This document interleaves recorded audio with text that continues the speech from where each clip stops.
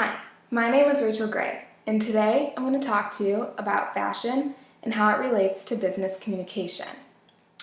I chose this topic simply for my love of fashion.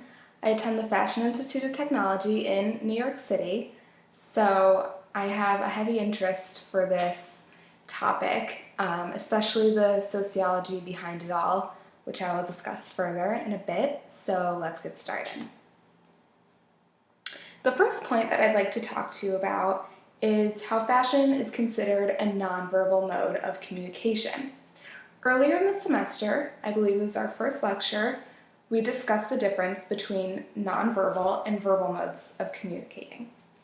So although your clothes aren't talking necessarily, they are telling a story to other people who see your appearance and make a connection with a deeper meaning or something else. So language and clothes have a huge correlation.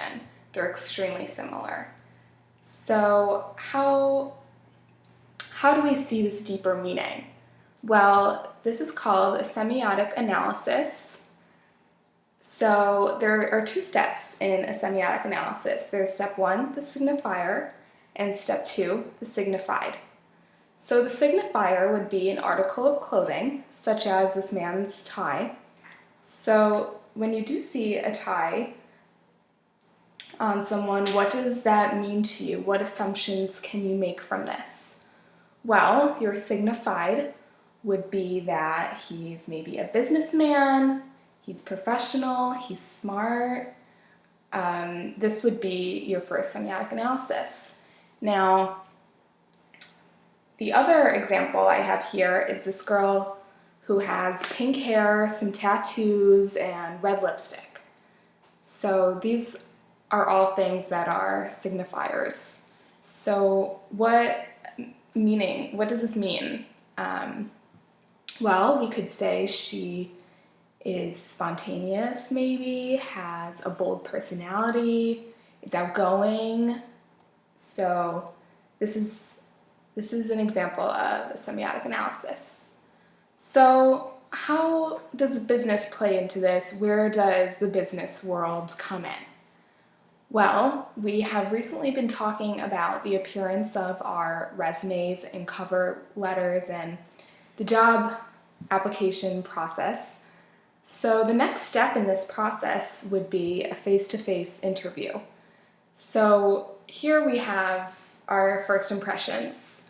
So when you meet your prospective employers, they're gonna take a look at what you're wearing and if it's professional and respectful. So if you come in wearing a tie and a suit, they're gonna take you more seriously, and this is a good thing to show that you are making an effort.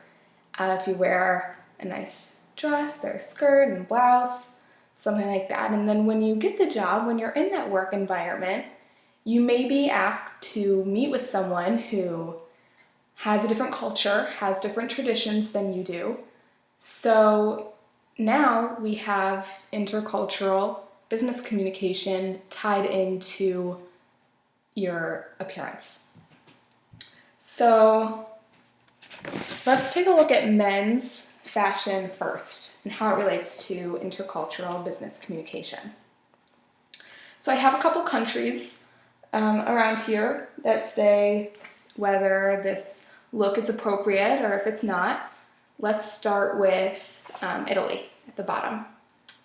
So Italians really value high quality pieces. They're big into fashion, so you gotta look your best if you're meeting with someone from Italy. So here he has a quality leather briefcase, a nice suit.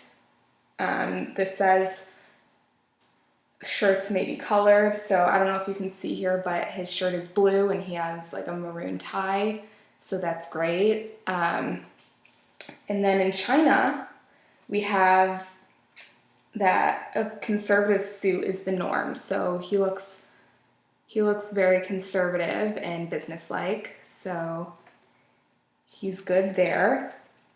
In Japan, though, they say that men should really have on slip-on shoes for the purpose of entering someone's home or someone's office maybe. It's more polite to just have them quick be on and off instead of having to untie, because they like you to take your shoes off in a place of respect or in their homes.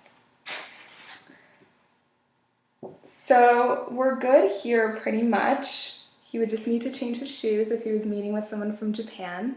But in the US, he does look pretty sleek and fashionable and professional. So we are good there. So for women's,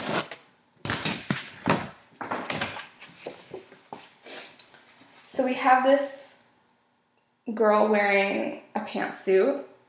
So in the US, she is looking pretty good. We like neutral colors here. It shows confidence. So she looks pretty confident here in her gray suit. We have, in China, they also like some subtle neutral colors, nothing too flashy or revealing. So this does a good job at covering up, but still looking trendy at the same time. In Japan, you are not allowed to wear high heels or a skirt, so she would need to change that. High heels are considered disrespectful towards men. You are not allowed to be taller than a man, otherwise it's considered disrespectful. And in Italy, again, they value quality leather goods and fashion pieces. So maybe if she had on some Ferragamo shoes and had a Chanel bag, she would be all set.